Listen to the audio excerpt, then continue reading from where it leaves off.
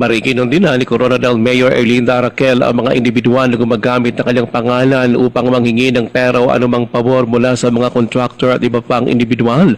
Nilinaw ng alkalde na wala siyang paintulot sa ganitong gawain at hindi niya ginagamit ang kanyang posisyon upang manghingi ng pera kapalit ng anumang pabor o transaksyon. Nagbabala pa si Raquel sa publiko lalo na sa mga contractor at business sector na maging mapanuri sa mga taong magpapakilanang kinatawan o konektado sa kanyang tanggapan. Hinimok din niyang sinumang makatatanggap ng kahinahinalang alok, mensahe o transaksyon na agad na report sa kanya upang maimbestigahan at maaksyonan. Binigyan diin pa ng alkalde na hindi niya kinakonsenti ang anumang paggamit sa kanyang pangalan para sa pansariling pakinabang.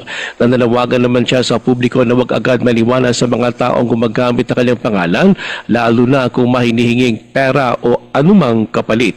Ruel Usano, NDBC, Bida Balita.